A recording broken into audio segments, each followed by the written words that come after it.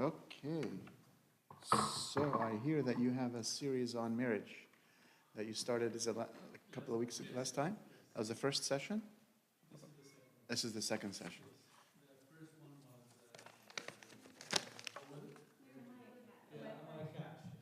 Am I a catch? Huh? Okay, so probably talked about what characteristics and traits of marriageability, I guess is, okay. Because Anna Maria was telling me the book that, I don't know if you're studying that as a group or this is, what's it? Oh, okay. Okay. So, absolve me, Abuna. In the name of the Father, and the Son, and the Holy Spirit, one God, amen. So, my assignment today is to talk about dating and courtship. So I thought to myself, well, what resources can I use for this? Anyone ever heard of Gary Chapman? Gary Chapman. Anyone ever heard of the 5 love languages? That's Gary Chapman. Gary Chapman. He's written a number of books. I mean, he's an author, he's a publisher, he's a counselor. He goes around and he gives talks. So there's one book that he wrote. Maybe you're not familiar with it. It's called The Things I Wish I'd Known Before We Got Married. Things I Wish I'd Known Before We Got Married. And in that little book, he has a chapter on dating, what he calls an appendix on dating. So most of the material I present to you today is from that chapter. He also wrote a book by the name The Family You've Always Wanted. So you look him up, you'll see he's got many publications. So, in Western culture, marriage is preceded by dating. Yes? Okay. And what is a date? A date is an appointment between a man and a woman, hopefully it's man and a woman, who agree to spend time together for the purpose of getting better acquainted. That's a date, right? Now, there are 2 distinct stages of dating. So humor me, at least for the first one, because I'm not going to focus on the first one. I'm going to focus on the second one most of the talk. But the first one, we'll call it casual dating. Casual dating. Now, casual dating, as he defines it, he says, there may or may not have romantic overtones in the dates. You could be going to performances together or have dinner or coffee or lunch, just an outing with a friend. And if there's no romantic interest after a period of casual dating, then the couple will probably consider themselves just friends and will maintain that friendship, hopefully.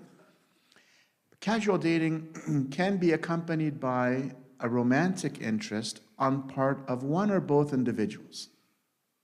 So, the focus of this dating is to enjoy life together and to share common interests. And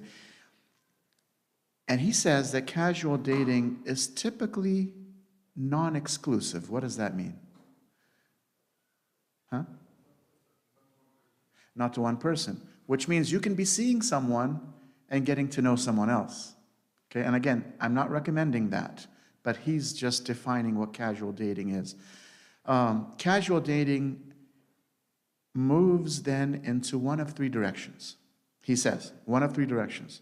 If there's no romantic interest between the parties, but they still have strong common interests, like they like to go hiking or they're adventurous, they may develop a friendship that lasts, let's say, for a long time. It can go for years. A second possibility of casual dating is that one of them might have a strong romantic attraction to the other, but the other does not. Where do you think that's going to go?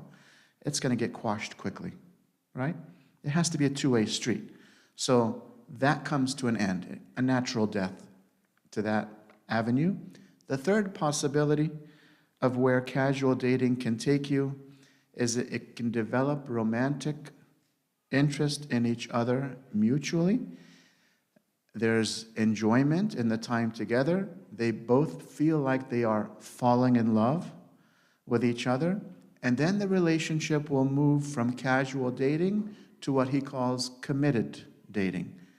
Committed dating is what I want to focus on today, because committed dating is what leads to engagement and then later on down the line, sacrament of matrimony. Committed dating. Committed dating is more serious. It is exclusive, period. No ifs, ands, or buts. Committed dating is exclusive to one person.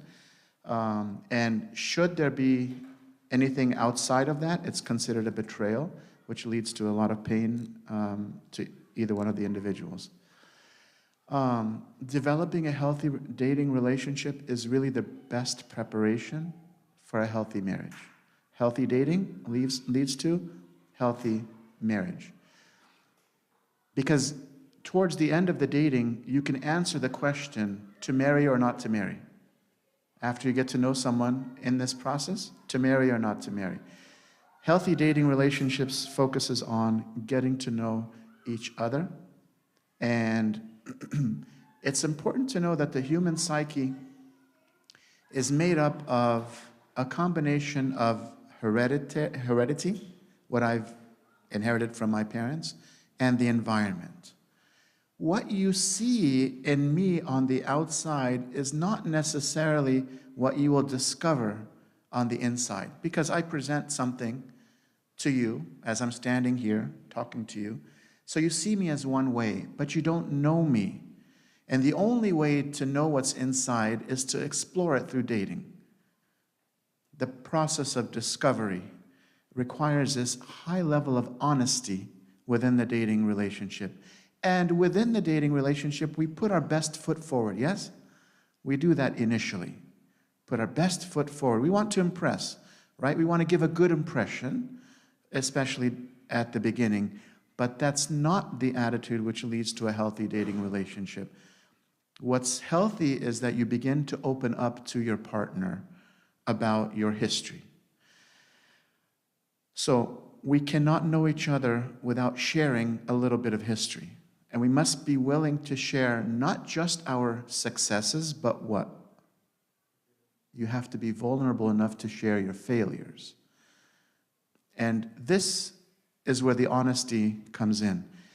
Gary Chapman, he puts many examples. I'll read to you some of the examples. He says, there was one young man who said to me in the counseling office, I'm afraid to tell her that I was in a youth detention facility for 3 months for shoplifting when I was 16. I'm afraid if she knows that, she will stop dating me. He responded to him and said, how long are you going to wait before you tell her? Are you going to wait until you guys are engaged towards marriage? Or are you going to wait until you guys are already married so she can't refuse you? And his response to Gary was, I guess that wouldn't be fair. That wouldn't be fair. I should tell her from the get-go. I'm not saying on the first date you have to say that you were in the detention center for whatever, for stealing or for drugs or for... No, but in the dating process, it's important to open up about your life. To build a relationship upon deception or hidden truths is really to sabotage the relationship from the beginning. So by nature, we're quick to share our successes because it's what makes us look good. And we're more hesitant to share our failures because even we are hurt by them. We are disappointed by them. We are ashamed of them. But a healthy dating relationship is built upon truth, period. Now, there are two areas which honesty is really important but difficult to discuss. But he says, I encourage you to discuss them while you're dating. The first one is your sexual history. Now, some people don't have a sexual history, so that's a moot point. The second one is your financial history. He says, these are the two areas that often cause the most conflict in marriage. So it's good to be transparent about these two areas before you approach wedlock. Just because something is hard to deal with does not mean it should be ignored. I mean, think about, for those of you who are married, There are challenges in marriage. Does that mean we should sweep them under the rug? No. We have to confront them gently, with respect, with love. But we don't run away from them, and we don't say, "Khalas, I'm filing for divorce because she doesn't understand my way." Marriage is not roses and chocolate.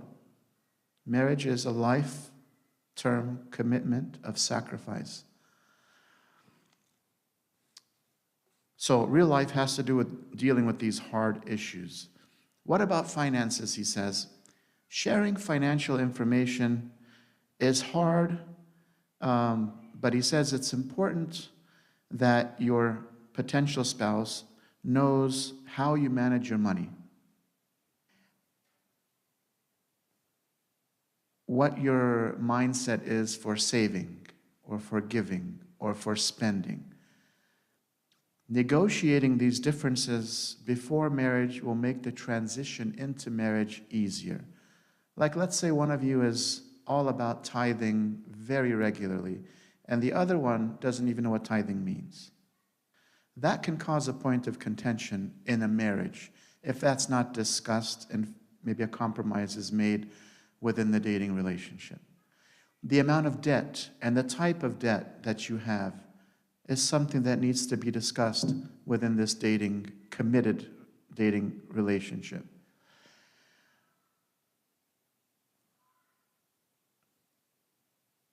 So, sexual history, financial history, and then he says, dating also allows you to get to know each other's family dynamics.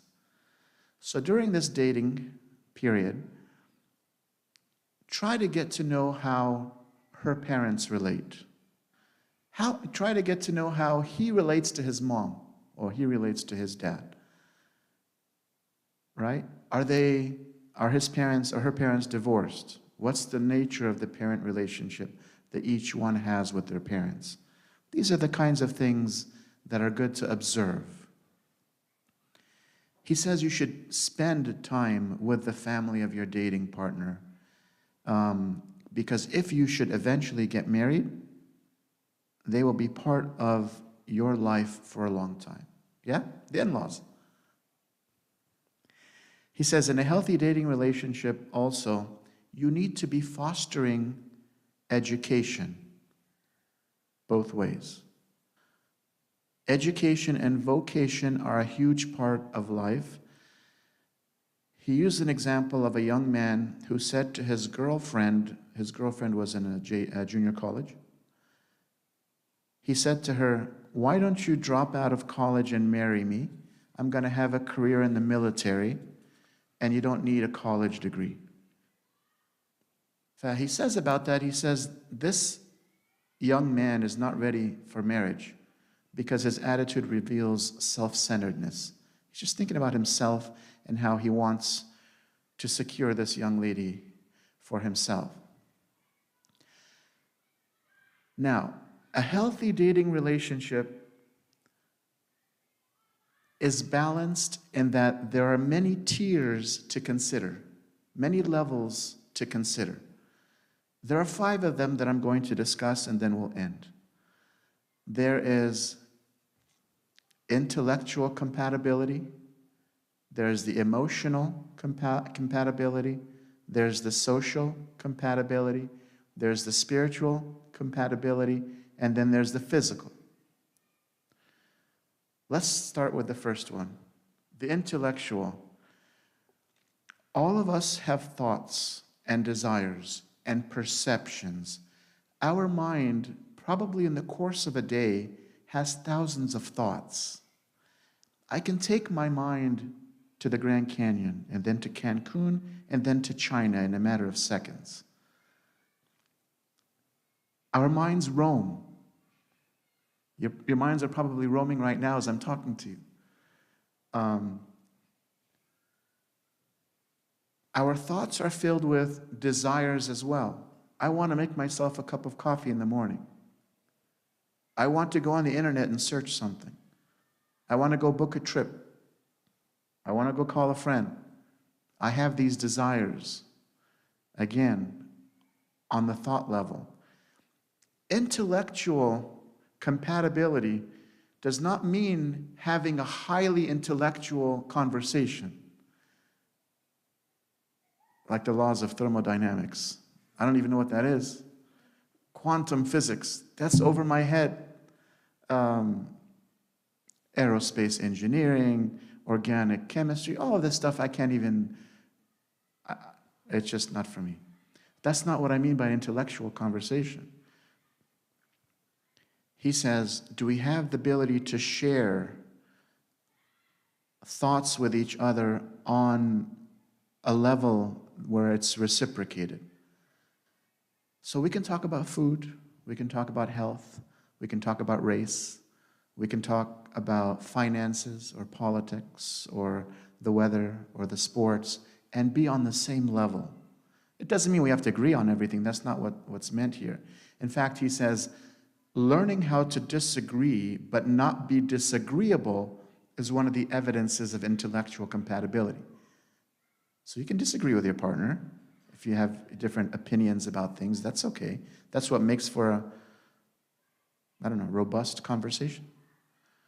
So, your thoughts. What are your thoughts? And are you willing to share them with your partner? He gives an example here. He says, if a man who seldom reads a book is dating a woman who is a voracious reader, the question is, do they have the foundation for intellectual compatibility? And then he says, the one who gets straight A's in college may have great difficulty communicating with a person who barely squeaked by with a C or D in his or her classes. There has to be a level of compatibility. Okay, so that's the intellectual compatibility. Then there's the emotional. Emotional responses to events in our life occur a lot. Maybe not as many thoughts as we have, but we still have these feelings about certain events. Like, if a fire truck were to go blazing by, it might bring fear upon someone. Or if you observe someone crying, you're going to feel a little discomfort in your heart for them. Right? These are feelings that come up for us. If someone is sick, you might feel sad for them. If you get a speeding ticket, how are you going to feel? Just ruins your day, right? Yeah, I've been there. If you get frustrated, you might get angry, you might get anxious that you have to talk to the police officer. You get a promotion at work, what are you feeling? Right? You get into an argument with your boss, what are you feeling? Or you're a young adult and your dad yells at you for something you did, how are you feeling? This small? Ashamed? Whatever it is, we have these emotions, highs and lows. And it's important for partners to validate the emotions of their partner. So if I should say to my dating partner, I'm feeling really depressed today, and she says to me, you have nothing to be depressed about. You have everything made for you. Your parents spoil you. So what am I feeling then? Probably more depressed. But are we willing to validate the emotions of your partner, especially the negative ones? But we have to first emote the negative ones. We don't just emote positive. And this is really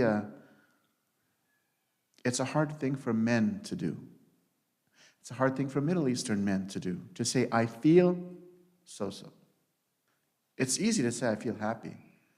But it's not easy to say, I'm saddened by an event, or I'm disappointed. So it's good to share feelings with your partner. Learning to share these emotions and understand where they're coming from and choosing a positive response even to the negative feelings is part of the process of maturing. So be able to support your spouse or your partner, in whatever negative feeling they're going through. Okay, so that's the emotional part. Now there's a social part. We are social creatures, yes? We seek to share life with others.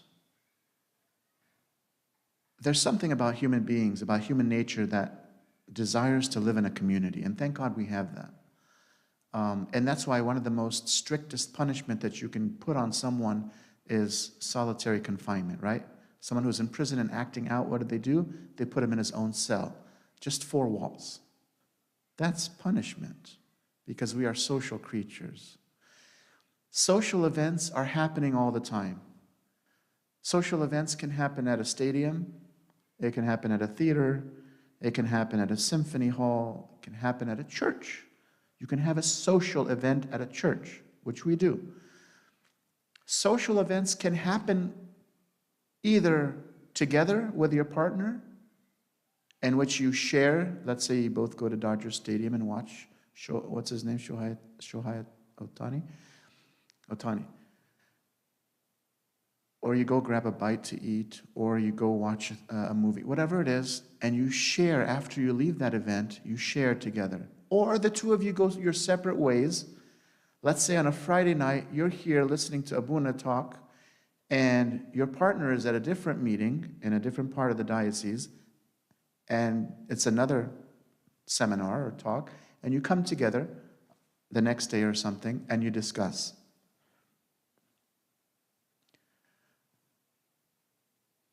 That makes us part of each other's day, even if we're not around each other. So, social events. He used this example. I found it pretty funny. He says, one young lady said to me, I find it really hard to understand how he could sit in the stands all day on Sunday and watch cars run around in a circle.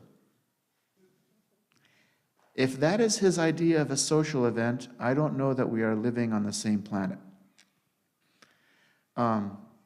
So she's recognizing that maybe some of the social events in their lives are not common between them in terms of interest.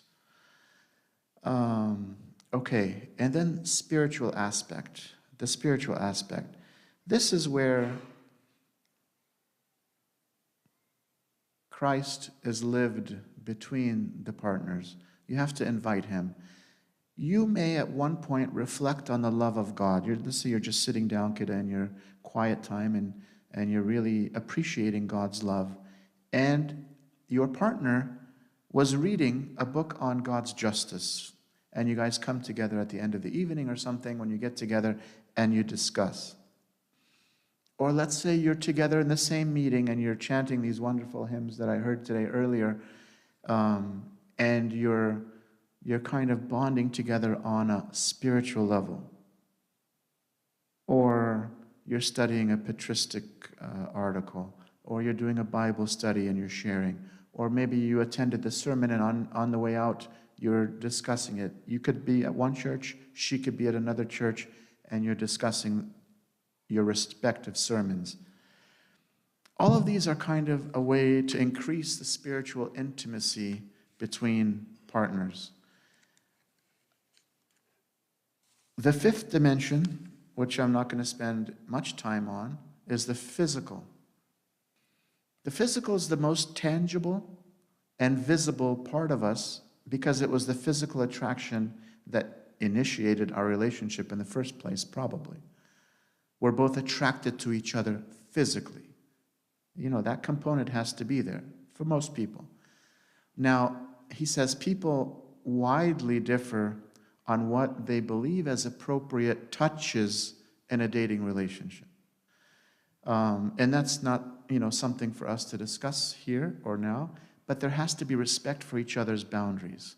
And he says, to force a dating partner to go beyond his or her boundaries, it's not an act of love, it's more of an act of selfishness, and it will be detrimental to the relationship.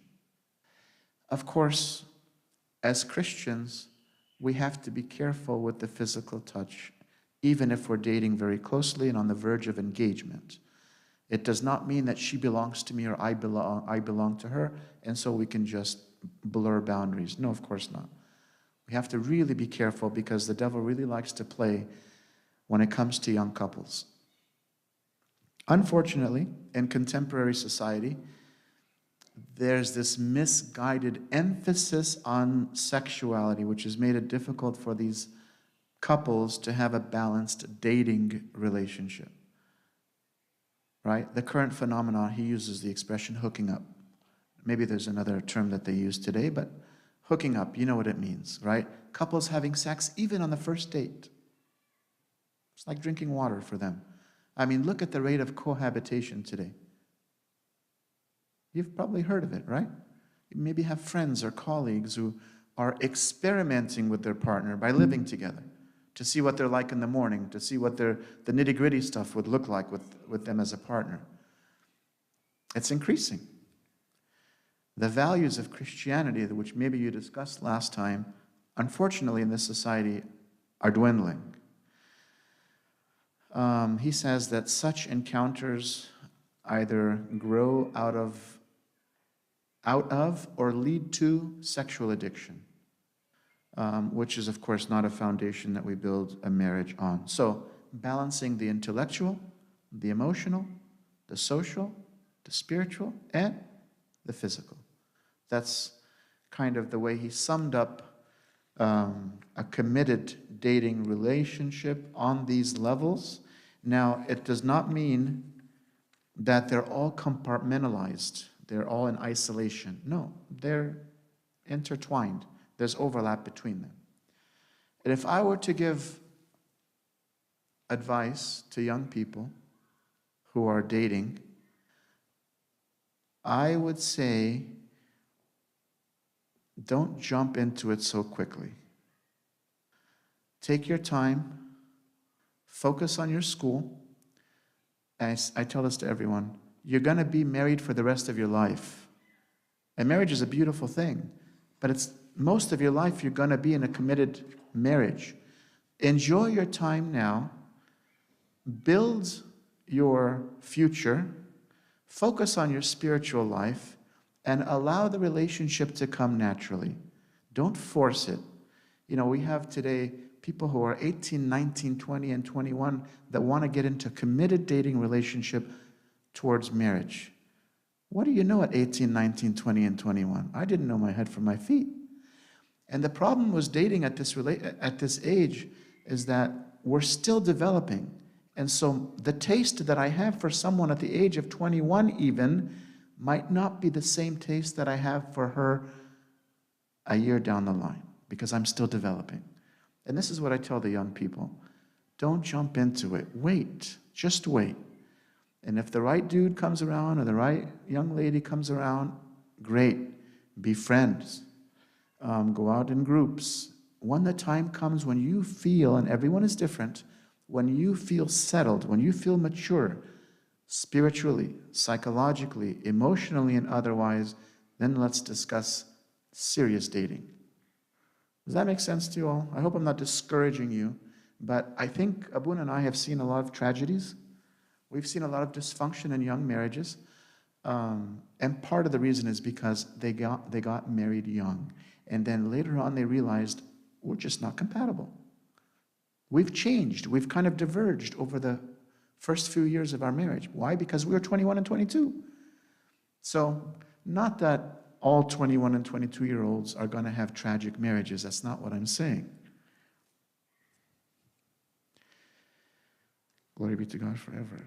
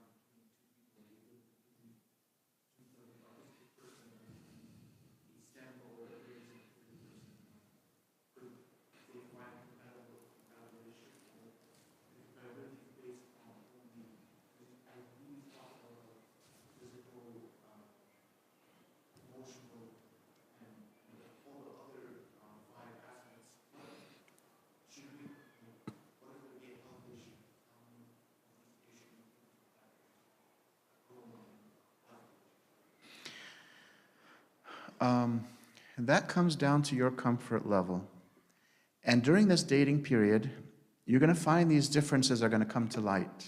Like you're saying, one is scientific and one is more artistic. You know, sometimes they say opposites attract. right? That can be true in a lot of cases.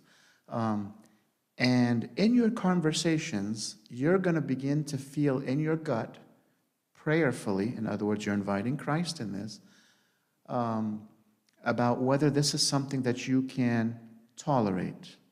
Now, I want to tell you, when you're first dating, you're kind of in the honeymoon phase in which you're going to tolerate everything, and you're going to have this kind of narrow vision, and red flags are going to come up potentially, and you're not going to want to even touch them. And some of your friends are going to point out to you that there's red flags, but you're kind of emotionally caught up with this young man or this young lady, and you just want to continue because you're so attracted to him or her. So yeah, it falls down to your comfort level in your communication, because communication is key. And you're going to communicate on the intellectual level, you're going to communicate on the emotional and social levels, and see. You may be irked because these differences are overwhelming you in the first 6 weeks, let's say. Then after a while, maybe things might seem to you like, you know what, this isn't so bad. She's different from me, but I learned from her, and she rubs off on me. And that's kind of what makes a good, healthy relationship, is that the two lift each other up. They learn from each other. Not the bad things, the good things. So I don't know if I answered your questions, but it comes down to your comfort level, but pray about it, that God reveals to your heart whether this is true peace that you're having with this, young lady, let's say, who has differences.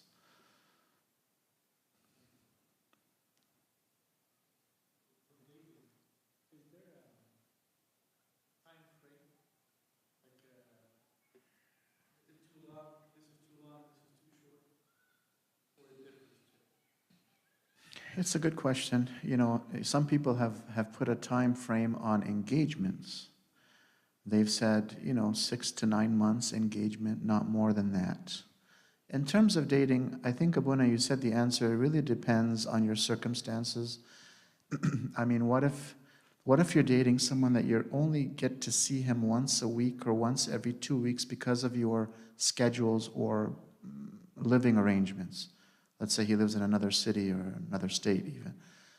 It makes it more difficult to know someone on a personal level, so that I think requires a little bit more time. So I wouldn't put a timeline on it when it comes to dating. Everyone's different. Every case is different.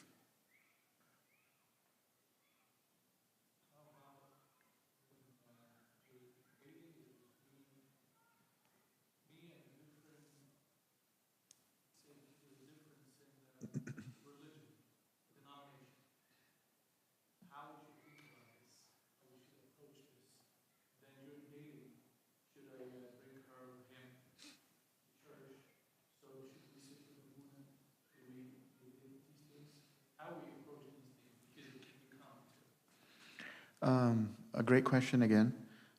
If they are of a different denomination, a few things.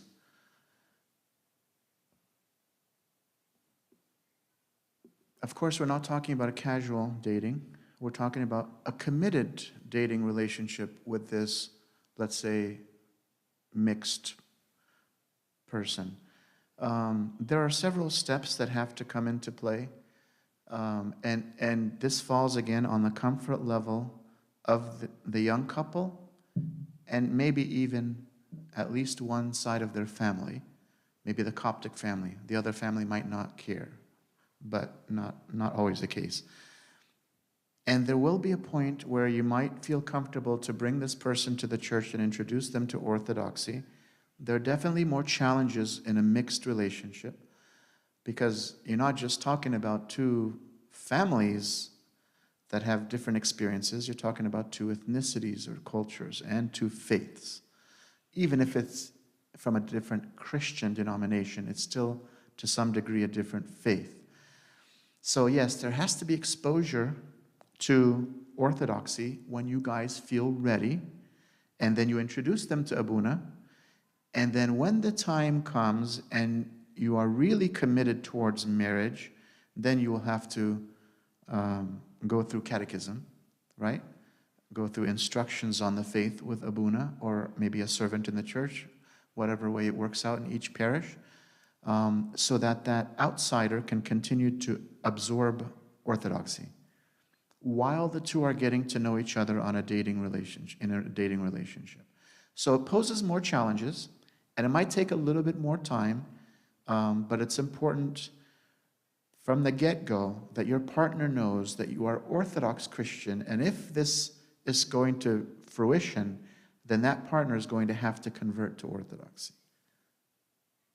Right? That's a conversation that needs to be had at the beginning. Don't wait 6, 7, 8 dates down the line and then say, I'm Orthodox Christian and you're Catholic, and in order for us to get married, you're going to have to be anointed with the holy oil. Well, that may not sit well with them if you've passed all of this time without mentioning it. So mention it from the beginning, and then decide what steps you're going to take after that. And one of the best ways to do it is to sit with Abuna first, before bringing that person maybe to the congregation.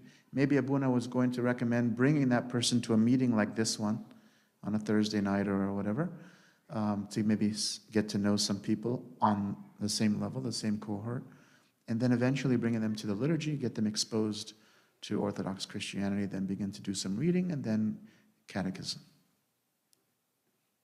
It's a bit more work.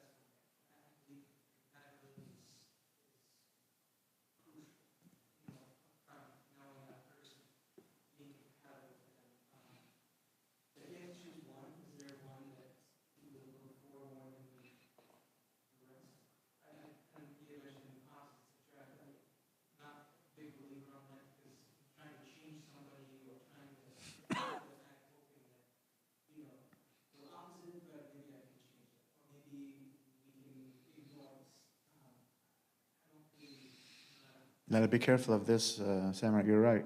No, don't go into a marriage thinking I'm going to change my partner. That's going to be a disaster. You're right. Yeah. Yes. Yeah. Like someone loves to spend a lot. The other one is more of a saver.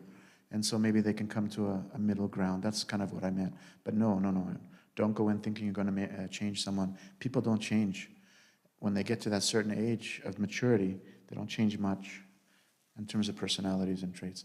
What was your question? It's a good question.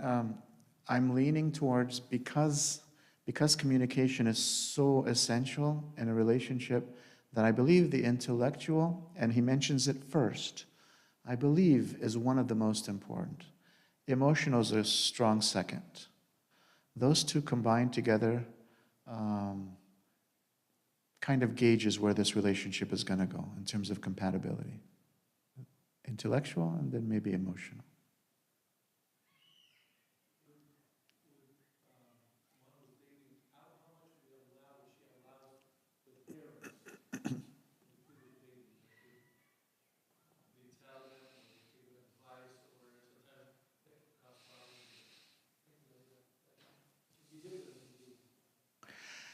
It's good for the parents to know that the young couple is dating and to get the blessings of the parents. Because, of course, at this age of maturity, we're not doing anything behind anyone's back, right? We're not little teenagers and, going behind the bleachers and not telling our parents. No.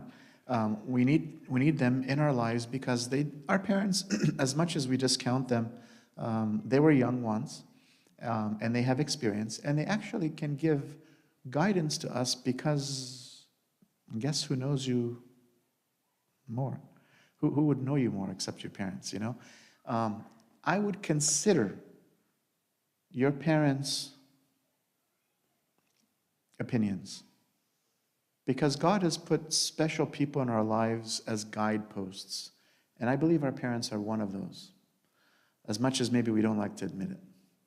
Abuna might be one, an older servant in the church might be one, and our parents definitely. So yes, early on, if you are going to be in a committed dating relationship, I'm not talking about casual. Casuals, friends going out and all that. Your parents don't have to know who this person is. It doesn't matter. But in a committed one, I think it's important that they know who you are dating because they have good counsel to give, believe it or not. If they don't like them, why do you have to make this so hard?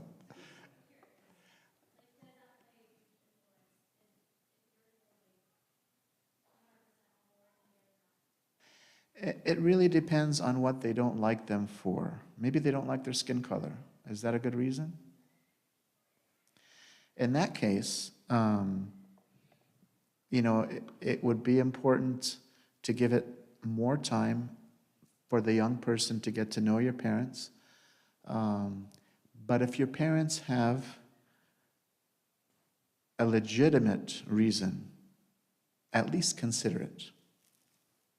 Even if you're attached to the person. If your parents have a legitimate reason, and if you don't know what legitimate is, then maybe you can ask Abuna, you can go to Abuna and ask, then think about what they're telling you. But if it's just a not so great reason, maybe they just don't want to lose you because let's say you're the only daughter, or they're not ready for you to get married. That's not the best reason. We can understand. They don't want you to leave the home because maybe they need you for whatever purpose. And so understanding what the reason is and then trying to communicate with decency and with respect, of course, try to understand and try to validate their feelings for feeling this way about a certain partner, about your partner. And you can say, Mom and Dad, I understand what you're saying. You're right. He hasn't completed his education yet, but here's what he's doing. Let me show you. So on that level, maybe your parents will come around. It doesn't mean if your parents right at the bat tell you he's no good for you and they don't really know him, it doesn't mean, khalas, you have to end the relationship.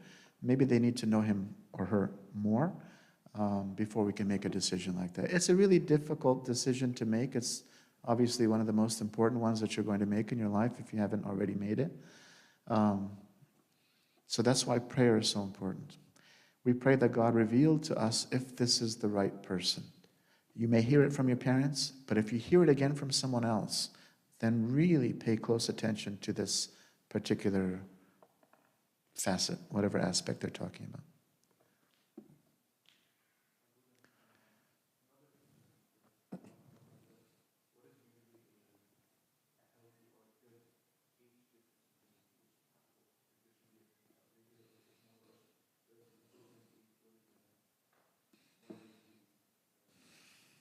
Yeah, I don't know. Everyone is different, Habibi, and it could be a year, it could be 6 months, it could be 5 years, it could be 10 years. Everyone is different. 20 years might be too long. 15 years might be too long. 10 years in some instances might be too long. So yeah, I can't give you an answer on that. Everyone is different.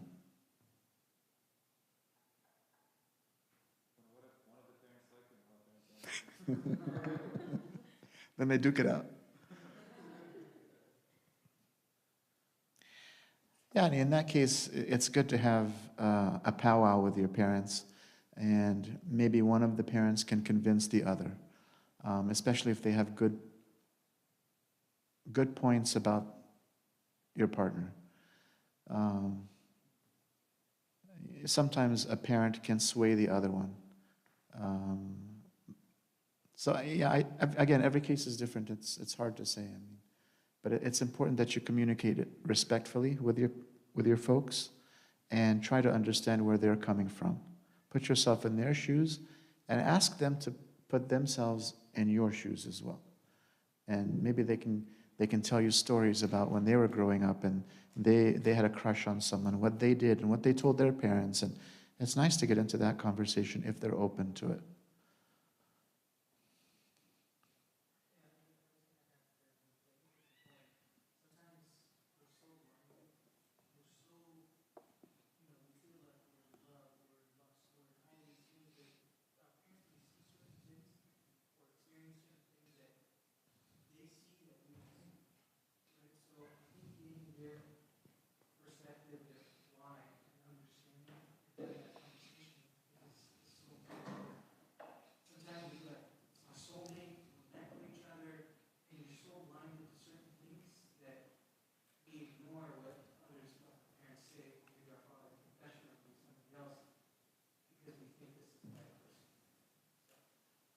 Yeah, it's good to get a perspective from the outside, someone outside looking in, because you're kind of in the thick of things and you're blinded, like you're saying. But your parents are on the outside. Abuna, for example, is on the outside. So it's good to get objective opinions.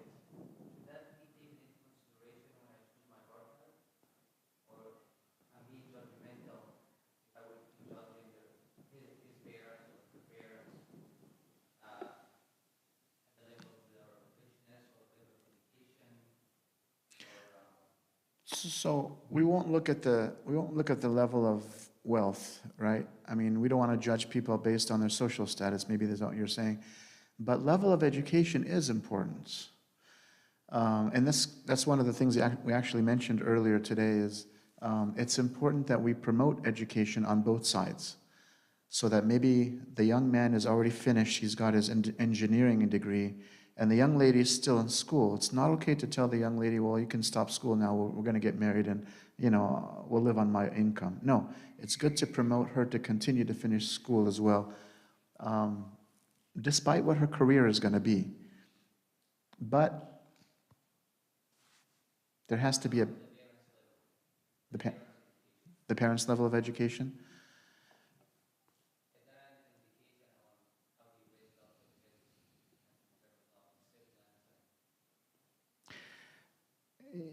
I can take the opposite perspective on that, Timur Oceani. Even some of the parents who, let's say, have a low SES, a low social economic status background, they may actually raise their children better than someone else. Sometimes, you feel like those who live in poverty are closer to God than someone who lives in a castle and has lived a spoiled life. So it's hard to compare on that level and say, well, they're lower SES, it means that they didn't raise their children right? You never know. It's good to take into consideration the background of the parents, but it's not the end all be all, just because they're of different SES. If the two are compatible, that's what's more important. It'd be nice if the parents were on the same level, but if they're just not, it's not the end of the world.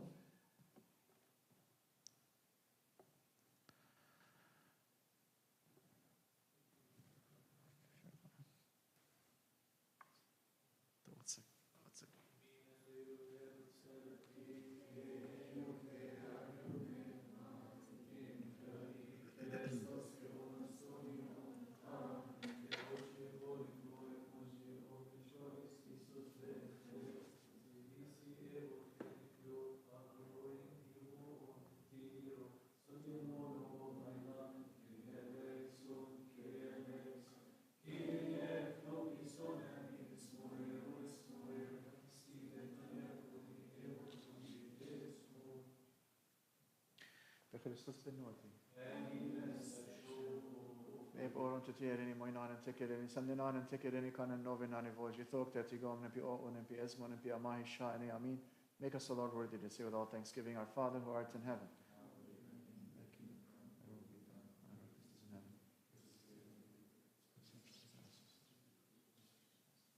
Lead us not into temptation. Thank you.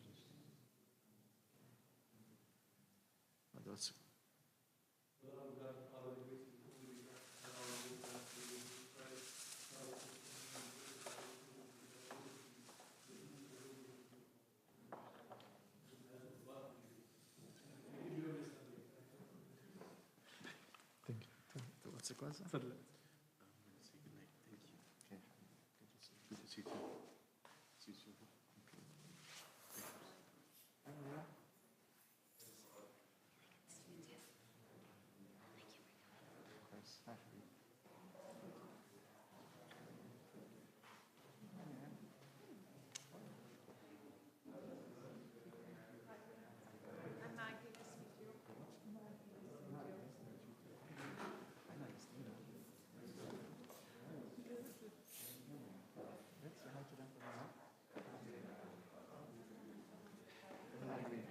Good question.